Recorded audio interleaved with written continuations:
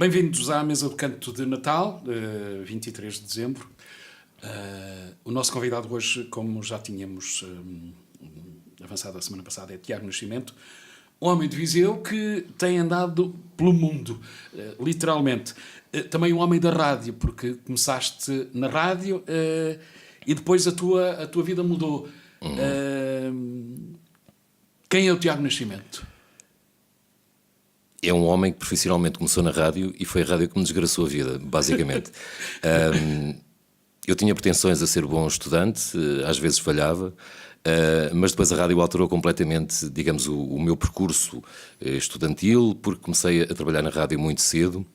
Foi na velhinha e memorável Rádio Escala, e comecei como sou a maior parte das pessoas que ainda hoje fazem rádio. Comecei na Rádio Pirata. Um amigo fazia um programa de rádio à hora do almoço, convidou-me para o acompanhar, no fundo para ver como é que aquilo funcionava.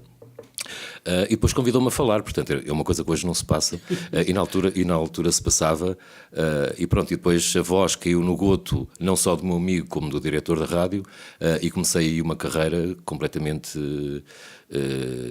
fora do comum. Portanto nunca larguei os estudos, mas ficaram sempre um bocadinho de lado, porque comecei a ganhar o bichinho da rádio, e quem ganha o bichinho da rádio é completamente. Eu ainda hoje tenho saudades de fazer rádio, já me passaram muitas coisas pela cabeça, muitos projetos que podia fazer, mas depois não é compatível com a vida que tenho, mas é um bichinho que nunca se larga. Passaste por esta rádio?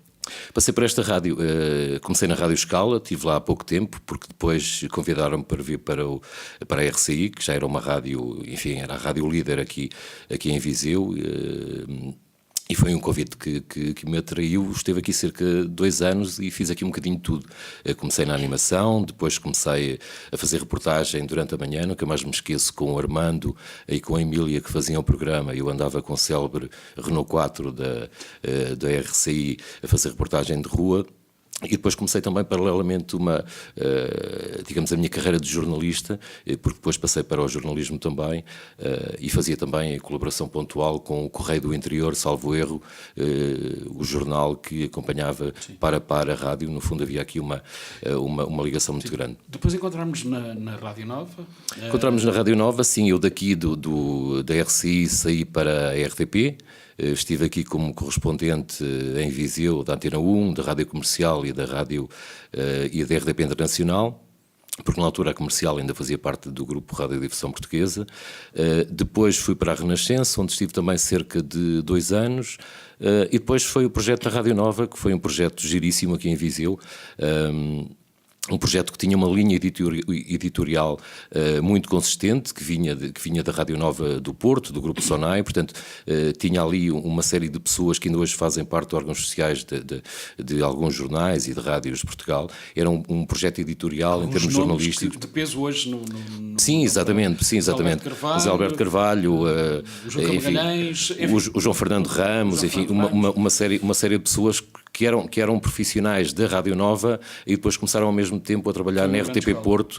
Foi uma grande escola e tinha uma linha editorial que partiu, se as pessoas não se lembram, a TSF ainda hoje existe. A TSF começou em Lisboa, quando compraram uma rádio local, e a Rádio Nova era uma rádio local também do Porto, e foi daí que surgiu a TSF, na altura a TSF Nova, porque era impossível comprar uma frequência nacional, e juntaram a TSF e a Nova, era a TSF Nova, e daí surgiu o que era hoje a TSF. Portanto, já daí advém este espírito editorial e de uma componente jornalística muito forte em rádio, como a TSF tem, e nunca houve outra rádio que tivesse em Portugal. Ora, por falar em rádio, falamos em música, como nós fazemos sempre com os nossos convidados, pedimos para nos dares algumas músicas. Os chutes estão em clara maioria nestas emissões da Mesa do Canto. Porquê chutes? Os Chutes é uma história muito curiosa na minha vida. Eu idolatrava os Chutes aos meus 14, 15 anos, ouvia e sabia de cor o álbum ao vivo no Restelo, salvo erro, dos Chutes e Pontapés, e por vicissitudes da vida vim a tornar-me um grande amigo deles. e via tornar-me um grande amigo do Zé Pedro, com quem privei durante vários anos e tínhamos uma relação muito próxima. E os chutes e pontapés têm a ver com isto. E esta aproximação aos chutes e pontapés, e nomeadamente ao Zé Pedro e também ao Calu, tem a ver com o trabalho no Day After, que penso que iremos falar. Portanto, eu idolatrava-os e, passado uns anos, acabo por ser amigo deles e acabei por privar com eles ao longo de cerca de 20 anos, tanto no Day After como depois em Lisboa, porque a minha vida mudou para Lisboa. E esta música foi escolhida precisamente por causa disso, porque eu gostava e gosto imenso dos Chutos, porque sou amigo deles e porque Zé Pedro deixou-nos há muito pouco tempo e fiquei com uma pequena cicatriz dessa perda que é irreparável. Era o ídolo do rock nacional. E porque esta música, O Homem do Leme, para mim é uma das melhores músicas dos Chutes e Pontapés, é um dos melhores álbuns da música portuguesa, O Cerco, de 1985, e porque foi também uma música marcante na cerimónia fúnebre do funeral do Zé Pedro. Ouviu-se O Homem do Leme quando o Zé Pedro saiu e foi para os Jerónimos. Ele era O Homem do Leme, Chutes e Pontapés. Escolhi esta versão ao vivo na Antena 3, é esse tema musical que vamos ouvir. Voltamos já a seguir. Há pouco disseste que a rádio estragou-te a vida. Porquê? Estragar é uma forma de expressão, não me estragou a vida. Sim. Percebi. Eu não queria ser aquilo que sou, mas também não sei o que é que queria ser, basicamente. Mas a minha ideia era continuar a estudar, seguir a minha carreira estudantil na universidade, e desde que comecei a trabalhar na rádio, portanto, como disse há pouco, começou numa brincadeira, mas muito rapidamente tornou-se uma coisa séria e absorvia-me completamente o tempo todo, e tu lembras-te disso, és meu contemporâneo da rádio. No fundo era das 8 da manhã às 8 da noite e pouco espaço dava para estudar. Portanto, os estudos continuaram, mas sempre a passo de caracol. E pronto, mas é assim a vida.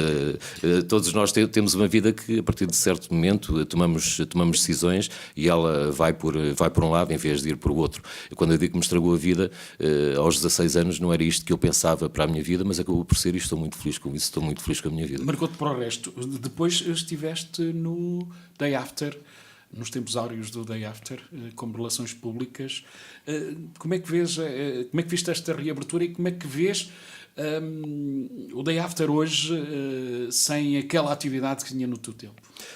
Bom, a música de Chutes e Pontapés tem também a ver com essa vertente, porque foi o primeiro espetáculo que eu produzi no Day After, em 1996. Foi precisamente este álbum que foi gravado ao vivo na Antena 3 e os Chutes começaram uma digressão nacional e começou no Day After em 1996. Portanto, foi o primeiro concerto que eu produzi e por isso também a escolha dessa música. Como é que eu vi esta festa? Foi emocionante, muito emocionante para mim. Eu estive 5 anos no Day After, é uma casa que está no meu coração, com 1000 recordações boas e muito poucas más, mas foi... Eu penso que foi a noite mais feliz da minha vida, não só pelas recordações que tive, não só pelo afeto que sentia de muitas pessoas com quem me cruzava no meio de uma discoteca com aquele barulho e com as luzes, não é fácil privar com as pessoas, mas acima de tudo foi uma noite feliz para mim porque estava toda a gente feliz, e não é normal. Não é normal juntarem-se 4.600 pessoas, que é uma multidão, e as pessoas comungaram completamente da felicidade.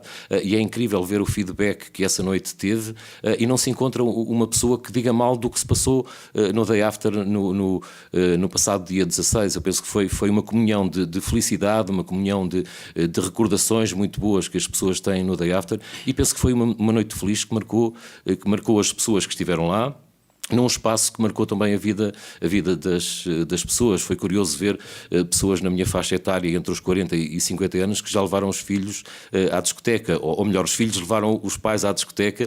Se calhar os pais foram pela recordação, mas puxado pelos filhos, porque queriam também conhecer o Day After. Foi um misto de emoções muito grande, e porque depois também... a Visa Beira juntou ali uma série de pessoas ligadas à música e ligadas também ao passado do Day After e ao meu passado, que são minhas amigas, algumas delas inclusive vieram de Lisboa comigo. Portanto foi um momento de comunhão extraordinário, de de felicidade, por isso é que eu digo que foi feliz e foi emocionante também, porque recordei muitas coisas, recordei muitas caras, muitas pessoas me recordaram uma música que passou num determinado dia que acabou por mudar a vida. A minha mudou na rádio, a vida de algumas pessoas terá mudado no Day After porque conheceram o seu par e daí se casaram, enfim, foi uma noite esplêndida de felicidade. Agora, como perguntavas, o estar fechado, é natural que esteja fechado, porque eu penso que hoje em dia, à noite, eu já não sou o grande frequentador da noite, já lá vai o tempo, já não se compadece com espaços destes muito grandes. Hoje funcionam mais os clubes que estão vocacionados para um determinado tipo de música, para um determinado target etário, e portanto uma discoteca como o Day After é muito difícil funcionar, apesar de ter as suas dinâmicas em termos de arquitetura, que é possível organizar ali os fluxos de pessoas. Eu penso que é extremamente difícil porque o Day After com 500 pessoas é uma discoteca que está vazia e qualquer discoteca deste país com 500 pessoas tem a casa feita, portanto é extremamente difícil. Olha, Tiago, prosseguindo aqui, olhando para o teu percurso, porque depois na segunda parte vamos falar de outras coisas, depois tiveste 11 anos na Expo, 10 anos na Expo 98, no Parque Expo 98, isso deu-te pano para mangas? Foi um projeto ao nível profissional e de relações humanas e relações profissionais, foi excepcional para mim, porque a Parque Expo, com a exceção de mim, tinha um grupo de pessoas fantásticas em termos profissionais. A Parque Expo tinha a fina nata dos técnicos em Portugal, ao nível de arquitetura, ao nível de construção civil. As pessoas que ergueram a Expo 98 estavam a funcionar, e eu tive a oportunidade de trabalhar com essas pessoas e foi um projeto interessantíssimo, embora eu estivesse... E estive, durante os 11 anos, estive na Parque Expo, muito ligado ao programa Polis. Portanto, a minha ligação com a Parque Expo é difícil compreender para as pessoas, mas começou aqui em Viseu. Eu comecei como responsável da comunicação do programa Polis aqui em Viseu, mas já então funcionário da Parque Expo, porque era a Parque Expo que estava a gerir as maiores intervenções do programa Polis do Ministério do Ambiente. E depois, passado 3 ou 4 anos, eu nunca mais me esqueço, o meu chefe na altura, o arquiteto Gameiro Fernandes, ligou-me uma quinta-feira a perguntar se eu estava interessado em ir para Lisboa, porque precisava de mim em Lisboa na segunda-feira. Portanto, isto foi uma quinta e eu na segunda-feira estava a trabalhar em Lisboa e por lá fiquei. Era de pouco tempo. Por lá ficaste. E depois... nos últimos anos estiveste 2 anos e tal ligado a um projeto 80. Foi uma coisa que eu vi-te algumas vezes. Foi um programa que deu muito gozo. Foi porque o projeto 80 era um projeto que tinha uma série de entidades que estavam por trás desse projeto, nomeadamente a Secretaria de Estado de Desporto e da Juventude, a Agência Portuguesa do Ambiente, a Quercus, a Direção-Geral de Educação, a Direção-Geral de Estabelecimentos Escolares, enfim, uma série de entidades que tinham como objetivo ressuscitar o movimento associativo nas escolas secundárias do país, porque se perdeu hoje em dia, as associações de estudantes não têm peso nas escolas secundárias. E a ideia era essa, e juntámos ao projeto de fomentar o associativismo outros princípios que são fundamentais em sociedade, nomeadamente o voluntariado, suscitar o voluntariado e também uma intervenção cívica dos jovens ainda na escola secundária. E esse projeto, quando me convidaram para esse projeto só existia o nome e existia uma ideia do que se queria fazer. E, no fundo, eu tenho o projeto 80 como um filho porque fiz... Dei corpo à alma que existia já do projeto. E, portanto, foi um projeto muito, muito desafiante. Eu, durante 3 anos, sensivelmente, visitei mais de 200 escolas secundárias em todo o país. Falei com milhares de jovens, falávamos com eles com a linguagem dos jovens, portanto, não era... digamos, um daqueles projetos, porque era um projeto do Governo, mas não era um projeto daqueles do Governo com uma carga institucional que se impõe quando chega aos miúdos, ou neste caso, quando chega aos jovens à escola secundária. Foi um projeto que foi desenhado com a linguagem dos jovens que frequentavam o ensino secundário, e por isso foi muito bem aceite. Nós desafiávamos os alunos a juntarem-se, portanto o espírito associativo, a juntarem-se e a criarem projetos que tivessem uma componente de cidadania, de voluntariado, de sensibilização ambiental, e portanto foi uma coisa muito enriquecedora, e é como digo, fiz da alma, dei corpo àquela alma, e depois o corpo continua com a alma a caminhar, e foi um projeto... Qual é o resultado desse projeto? Esse projeto continua. Eu perdi-lhe um bocadinho o rasto, porque tem a ver também depois com a sensibilidade dos próprios governos. O governo mudou, entretanto. O projeto é gerido por uma agência de comunicação em Lisboa, onde eu estive a trabalhar. Portanto, eu trabalhava para a agência de comunicação, mas era o gestor do Projeto 80. Eu penso que ele continua a funcionar, mas, enfim, é um daqueles projetos que está tão localizado dentro das escolas que não há muito feedback cá para fora, não é, digamos, uma coisa de fogotório em que se diz, visitámos 200 escolas e vamos fazer uma notícia com isso. Não. A ideia é precisamente fazer com que os jovens se mexam nas próprias escolas. Portanto, eu penso que o projeto continua a funcionar e espero que continue a funcionar durante muitos anos. Haja vontade política para continuar com ele. Olha, tu escolheste como segundo tema musical Eddie Vedder. Porquê?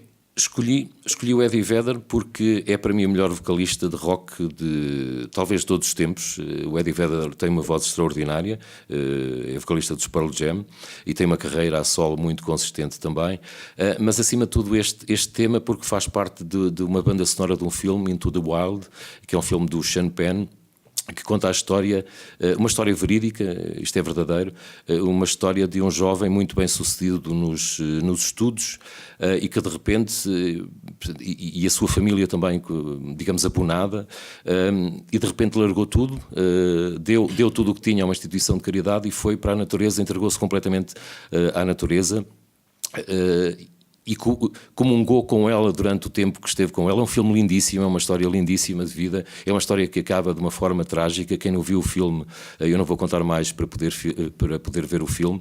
É um filme extraordinário e depois tem esta banda sonora do Eddie Vedder, toda a banda sonora é feita pelo Eddie Vedder e cantada por ele. É um filme extraordinário e eu revejo-me um bocadinho nesse filme da necessidade que penso que nós temos, mas eu tenho cada vez mais de me libertar do lufa-lufa do dia-a-dia de uma grande cidade como Lisboa, de horários marcados, de compromissos assumidos que têm que se respeitar, do trânsito, do IC19, da Ponte 25 de Abril.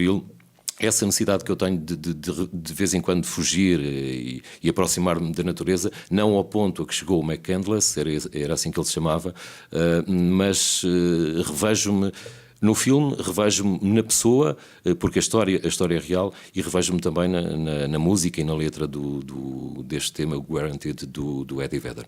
Então, com este tema terminamos a primeira parte, voltamos já a seguir. Vamos então voltamos para a segunda parte da mesa do canto. Tiago, há bocadinho falavas no filme na necessidade de fugires da capital, fugires do lufa-lufa de Lisboa. Foi isso que te levou até ao Chile, aos Andes, de onde já foste e voltaste há cerca de um mês e tal? Sim. E passa por aí, passa por uma necessidade que eu tenho de viajar, de sair, continuo com um bocadinho de bichos carpinteiros e não consigo estar muito tempo no mesmo sítio, e sempre tive a necessidade de viajar e adoro viajar. E realmente este ano estive já 2 vezes no Chile, cerca de 2 meses e meio, em conjunto das 2 viagens, e é a necessidade e o Chile é ótimo para isso, de me isolar completamente, porque isto é curioso, eu quando viajo, se vou para Madrid, ou vou para Paris, ou vou para Londres, não é propriamente uma viagem que eu faço, é uma cidade nova, por exemplo Londres, é uma cidade completamente diferente de Viseu ou de Lisboa, mas não consigo afastar-me completamente, não consigo este refúgio que necessito, porque estás em Londres, ligas a televisão, as notícias são as mesmas que passam em Portugal, as pessoas vestem-se da mesma forma, o pensamento, embora eu não goste desta expressão, o pensamento é ocidental, e portanto não me sinto afastado. Ok, estou a conhecer uma cidade nova, uma cidades lindíssimas que existem na Europa, mas não consigo não consigo satisfazer esta necessidade de afastamento. E por isso procuro ir sempre para longe. O Chile, por exemplo, o Peru, enfim, a Bolívia, a Índia, onde já estive 2 vezes, são lugares fantásticos, com pessoas fantásticas, pessoas com uma forma de pensar completamente diferente, e conseguimos afastar-nos do nosso dia-a-dia por via disso. Para além do Chile ter 5.000 quilómetros de extensão e ter uma beleza natural que é perfeitamente indescritível. Estive também na Ilha da Páscoa, que é uma ilha perdida no meio do Oceano Pacífico, entre a Nova Zelândia e o Chile. Portanto, aí consigo afastar-me e consigo pensar mais na vida, sem estar perto do dia-a-dia. E é essa necessidade que eu procuro satisfazer. E depois conhecer pessoas, porque abre-nos horizontes, conhecer novas pessoas. Obriga-nos a sair um bocadinho da caixa. Eu, das coisas mais extraordinárias, entre muitas que tenho no tempo que já passei no Chile, é a curiosidade das pessoas no Chile. Eu visitei, enfim, porque entretanto fiz amigos, estive em casa de mais de 20 pessoas, mais de 20 casas diferentes, e tu chegas a uma casa no Chile e nenhuma sala tem televisão, o que é impressionante. Portanto, tu aqui em Portugal é normal teres a televisão na sala, mas no Chile a sala é um espaço de socialização, onde tu permanentemente tens amigos. No Chile nunca estás parado. As pessoas passam a vida todas em casa umas das outras porque são amigas, mas não passam porque têm alguma necessidade. É esse o espírito. A sala existe, está lá, é o espaço onde se socializa, onde estão os amigos, onde se faz uma parrilhada, onde se mete uma carninha a assar e se bebe um bom vinho, porque o Chile tem vinhos excelentes, e portanto isto é completamente diferente. E eu cá já sinto um bocadinho essa necessidade. Em Lisboa é uma cidade muito impessoal, não fazes muitos amigos em Lisboa, e ainda que os faças, não é comum ir a casa uns dos outros, encontramos, saímos um bocadinho, enfim, mas não é comum ir a casa uns dos outros. Aqui em Viseu, se calhar, acontece-me, porque eu felizmente tenho imensos amigos, a maior parte dos grandes amigos que tenho são aqui de Viseu. Sim. Venho muitas vezes, não muitas, enfim, pelo menos uma vez de 2 em 2 meses, uma vez de mês a mês. Mas senti isso, esse aspecto cultural do Chile é para mim impressionante, porque eu ainda, às vezes estou em casa, estou a ouvir música, estou a ver um filme, e depois não me apetece ouvir música, não me apetece ouvir filme, e tenho os jogos, tenho o Monopólio, tenho o Trivial Pursuit, e começo a olhar para eles e a pensar, podia ter aqui 2 ou 3 amigos, era uma noite giríssima, estávamos aqui a jogar Monopólio e a beber uma boa garrafa de vinho tinto, e não há esse espírito em Portugal. E quem diz este aspecto cultural do Chile, fala em outros aspectos culturais dos países que eu tenho visitado. Por isso, eu tenho realmente essa necessidade, e enquanto eu puder vou fazê-lo e tentar conhecer pelo menos metade do mundo, que já será muito. Olha, ainda no Chile, eu fiquei curioso, porque tenho um amigo chileno, Ivan Labé, natural de Santiago do Chile, que me dizia que os Andes têm uma atração especial. Sentiste isso? Os Andes é uma coisa extraordinária, e o Santiago do Chile tem uma característica fantástica. É que não só Santiago do Chile, todo o Chile tem uma característica fantástica, e que, segundo me disseram, molda o próprio espírito do chileno. É que o Chile está completamente isolado de toda a América do Sul, portanto faz fronteira ao longo de cerca de 3.000 quilómetros com a Argentina, depois um bocadinho a norte com a Bolívia e mais um bocadinho com o Peru, mas está completamente isolada pela Cordilheira dos Andes. Portanto, se quiseres ir do Chile para a Argentina, tens que atravessar a Cordilheira. Portanto, eles estão isolados. Quem vê o mapa mundo diferente, pela Cordilheira à direita e pelo Pacífico à esquerda. Isso molda um bocadinho, os chilenos são um bocadinho fechados, molda um bocadinho o espírito deles. E depois Santiago do Chile está encostado à própria Cordilheira. Portanto, digamos que o Chile é uma linguazinha que ou vês o mar ou vês a Cordilheira. E os Andes é uma coisa perfeitamente extraordinária. E os Andes vêm lá de cima, não é? é? Vem do Peru. E eu já estive no Peru também. Os Andes é uma coisa verdadeiramente extraordinária, e depois é um sítio onde tu estás realmente num lado selvagem. A história mais fantástica que eu tenho na minha vida, nas minhas viagens, é que atropelando um puma. Atravessou-se um puma à minha frente. E tu veres um puma, enfim, na natureza é uma coisa extraordinária. E o Chile tem muito isso, e os Andes têm isso tudo. Vês condores em todo lado. Eu quando estive no Peru vi um condor e fiquei maravilhado da vida, e no Chile já vi dezenas e dezenas de condores. Portanto, aquilo é um jardim zoológico ao ar vivo. E se tu pensares, cruzar-se um felino que está em extinção, um puma à tua frente no jipe que eu ia a conduzir, e se não travava, matava o puma, que era uma catástrofe. Isto foi no Parque Natural Torres del Paine, onde se estima que existam só 50 pumas, e acontecer uma coisa destas é perfeitamente incrível. Portanto, os Andes é realmente uma coisa a visitar, é de uma beleza extraordinária. Olha, o tempo é sempre curto, a conversa que estende-se. Olhando agora um bocadinho para coisas mais nossas, tendo tu nascido na rádio, aos 16 anos andavas na rádio, como é que vês o panorama hoje? Eu não ouço muita rádio hoje em dia. Ouço principalmente a TSF quando ando no carro, porque tenho sempre esta necessidade de estar a par das coisas, e portanto ouço muito a TSF. Mas a rádio, eu penso que lhe falta um bocadinho o aspecto, o ser espontânea. A rádio hoje em dia não é espontânea, como era aqui há uns anos atrás. Hoje a rádio vive de playlists, e portanto há, digamos, um monopólio que controla as músicas que passam na rádio, e o próprio animador de rádio hoje não tem uma grande liberdade para poder fazer rádio, porque está, e fala acima de tudo nas rádios nacionais, está um bocadinho subjugado pela necessidade de passar determinadas músicas, e eu não queria ir tão longe, mas o jornalismo também tem caminhado para aí. Hoje o jornalista já não faz notícias como fazia antigamente, porque por isso simplesmente não pode, porque depois, enfim, isto era assunto para vários programas, mas o jornalista está hoje condicionado também pelo poder económico e pelos detentores das rádios, pelos detentores dos jornais, que condicionam, quer queiramos, quer não, o trabalho dos jornalistas. E hoje em dia há poucos jornalistas que fazem jornalismo como ele tem que ser feito. Um jornalismo de investigação, um jornalismo sério, um jornalismo que procura a verdade. Eu não estou a dizer mal de jornalistas que não o fazem, porque eles são condicionados, mas só alguns, pelo passado que têm, é que conseguem fazê-lo e conseguem andar 1 mês ou 2 meses a trabalhar numa reportagem sem ninguém lhes chatear a cabeça a perguntar o que é que andas a fazer há 2 meses. Eles têm todo o tempo do mundo para descobrir a verdade e conseguem descobrir a verdade. Portanto, digamos, o jornalismo e a rádio estão um bocadinho hoje condicionadas pelos poderes económicos, e o que é que na nossa sociedade não está condicionada pelo poder económico. Mas tenho pena que seja assim.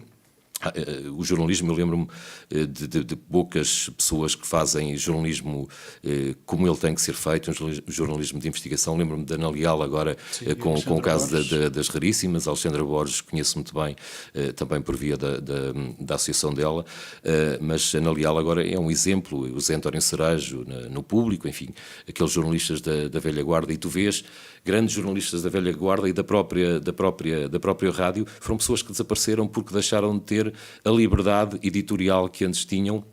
E hoje, enfim, a economia, infelizmente, condiciona-nos de uma tal maneira que a maior parte das pessoas não pensa. E eu tenho estudado isso, eu tenho seguido a minha carreira académica também, continuo a estudar, e é um aspecto que eu me tenho dedicado no mestrado que ainda estou a fazer, na parte da comunicação ligada à política, e como a economia consegue condicionar todas as nossas decisões. Perguntaste-me da rádio, eu falo da rádio sim, do jornalismo também, do nosso dia-a-dia. Temos hoje uma autonomia política no país muito condicionada pelas decisões de Bruxelas e Estrasburgo.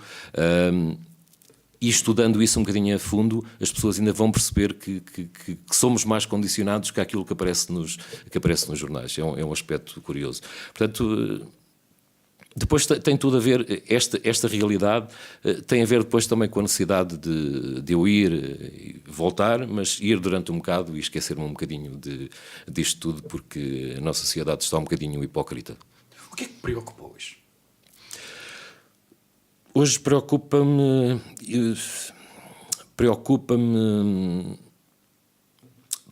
acima de tudo que as pessoas vivem uma realidade que é feita para as pessoas e não a realidade das próprias pessoas. É um bocadinho difícil explicar isto, mas nós hoje comemos aquilo que nos mandam comer, compramos aquilo que nos mandam comer, mas nós comemos de boa vontade e compramos de boa vontade, mas estamos condicionados por decisões que já estão tomadas e por coisas que nos são impostas. Não existe hoje a liberdade de decidir. É difícil eu explicar isto, mas é isso que acontece. A comunicação hoje das empresas, a comunicação dos produtos, a comunicação das marcas condiciona um bocadinho a nossa vida e nós vamos atrás disso tudo. Fazemos filas horríveis no Centro Comercial Colombo quando é a Black Friday da Vorten e as pessoas entram loucas para comprar qualquer coisa porque o desconto é de 50% e as pessoas entram no espírito Black Friday porque o espírito está durante semanas a entrar na cabeça das pessoas e depois entram loucas de todo para comprar o que quer que seja que não necessitam, mas têm que comprar porque têm que participar na Black Friday. É um bocadinho, é um exemplo que eu costumo dar do Rock in Rio. Há festivais com muito boa música em Portugal. O Rock in Rio tem muito boa música e tem muitos artistas de grande qualidade. Já vi excelentes concertos no Rock in Rio, mas a maior parte das pessoas, estarei a exagerar, mas grande parte das pessoas vão ao Rock in Rio para dizer a célebre frase: eu estive lá. Não pelo espírito que existe num festival de música. O Rock in Rio é um caso à parte porque já é um festival, digamos, mais onde acontece tudo e acontece música também. Mas as pessoas vão ao Rock in Rio para dizer que estiveram lá. Portanto, tem esta necessidade das pessoas acompanharem aquilo que o Big Brother lhes diz para elas fazerem. Isso preocupa-me seriamente. Mas as pessoas fazem isso de uma forma inconsciente porque quem está a trabalhar na comunicação, quem está a trabalhar nas marcas, quem está a trabalhar nos produtos, sabe como é que consegue entrar na consciência das pessoas e elas inconscientemente, embora pensem que conscientemente, fazem as coisas e decidem as coisas. Olha, uma parrilhada ou um cozido à portuguesa? É um cozido à portuguesa. Continua a ser um bom cozido à portuguesa, logo que as carnes sejam boas, a batata seja boa, a couve seja boa e tenrinha. Um cozido à portuguesa, com certeza. Olha, um vinho do Dão ou um Cabernet Sauvignon do Chile? Há um vinho do Dão. Um vinho do Dão ou um vinho do Douro, que são os meus vinhos preferidos. Os vinhos chilenos são ótimos, mas não tão encorpados como os de Portugal. São vinhos excelentes, mas que precisas de um estágio de uma semana a beber vinho no Chile para te habituares. Os vinhos cá são muito mais encorpados. O Chile é muito, como Portugal, o Chile em termos de vinhos é um conjunto de microclimas e tem vinhos completamente diferentes. Sim, exatamente. E vivem muito dos vinhos monocasta. Aqui agora começa um bocadinho a moda dos vinhos monocasta, mas lá tem vinho monocasta que tem as castas deles. Há uma própria que só existe no Chile, o Carmener, que é muito bom, mas é um vinho completamente diferente. Eu continuo a preferir os vinhos de Portugal de longe, embora os do Chile sejam excelentes, e depois o Chile tem uma gama de vinhos impressionante, que começa numa garrafa de... Estou a falar de vinhos que se consigam beber sem acordar com uma grande dor de cabeça no dia a seguir. Portanto, uma gama começa nos 3 euros e depois vai até aos 300 e aos 500 e aos 1000. O construtor sabe fazer isso tudo. Exatamente. Tiago, vamos ter-te em Viseu em breve ou vais manter-te lá pela capital? Em princípio, eu vou manter-me pela capital. Tenho planos para a minha vida. Queria ver se fazia o doutoramento em Ciências da Comunicação. Portanto, a tomar essa decisão de uma forma definitiva. Mais 4 anos estarei em Lisboa e depois, quem sabe, quando chegar ao tempo da reforma, eu volto para Viseu para ter uma reforma mais descansada, embora isso me provoque uma certa angústia porque tenho o aeroporto muito longe. Que viagem, qual é aquela viagem que ainda te falta fazer e que querias muito fazer? Faltam muitas. Mas aquela que está lá, tem que fazer aquilo. Talvez o Laos, Camboja e Vietnã fazer esse circuito, e tenho outro também, que é voltar novamente à Índia pela 3ª vez, mas depois passar pelo Reino do Butão e depois fazer o Nepal e o Tibete também. Portanto, aí conhecer os Himalaias, que são outra coisa verdadeiramente extraordinária, que só vi ao longe e quero sentir um bocadinho aquela falta de ar que se sente a 4 ou 5 mil metros de altitude. Olha, antes do final, escolheste U2 In a Little While, com o álbum ao vivo. Escolheste pela segunda vez um tema ao vivo gravado em Boston. É ao vivo porque, no fundo, o rock e a ligação ao Day After, nós produzimos mais de 150 concertos no Day After enquanto eu lá estive, portanto a música continua a ser sentida, acima de tudo, ao vivo. E eu gosto desses 2 álbuns ao vivo. Esse dos U2 é muito bom, é uma música que eu ouvi 500 mil vezes, talvez seja a música que mais ouvi na minha vida, porque é extraordinária, porque os U2 me acompanharam desde que eu comecei a gostar de música até hoje, continua a ser uma das minhas bandas preferidas, e porque neste tema há uma sintonia perfeita entre o Bono e o The Edge a cantar. As vozes deles são complementares e encaixam na perfeição como nenhumas outras encaixam, e eu gosto muito de cumplicidade. Cumplicidade no amor, cumplicidade na amizade, cumplicidade na família, cumplicidade no trabalho. Gosto muito da palavra cumplicidade, o que ela representa, e aqui o Bono e o The Edge têm uma cumplicidade perfeitamente extraordinária a cantar. Não só se compatibilizam, mas nesta versão ao vivo eles são realmente cúmplices, e sai uma coisa maravilhosa quando nós temos cumplicidade, seja no amor, seja na família, seja no trabalho, seja na amizade, whatever. Olha, Tiago, estamos mesmo no final. Gostei muito de ter por cá nesta mesa do canto. Foi um prazer rever-te, antes de mais, e depois esta conversa foi muito corrida, muito ao de leve também. Uma mensagem de Natal final. Bom, normal, o corriqueiro, desejar um bom Natal a toda a gente, agradecer o teu amável convite. Eu na altura disse-te que não havia o interesse de eu ser entrevistado, mas tu insististe. Espero que isto resulte em alguma coisa palpável. Agradecer também à RCI, que tenho aqui grandes e muito boas memórias por este convite, e no fundo desejar um bom Natal a toda a gente, que o ano 2018 seja, se não for melhor, que pelo menos seja igual, porque pior seria dramático. Portanto, desejar um bom Natal e um feliz ano novo a toda a gente, e que a RCI continue a trabalhar aí no éter durante muitos anos, e que eu esteja cá para ouvi-los, e tu também. Eu também.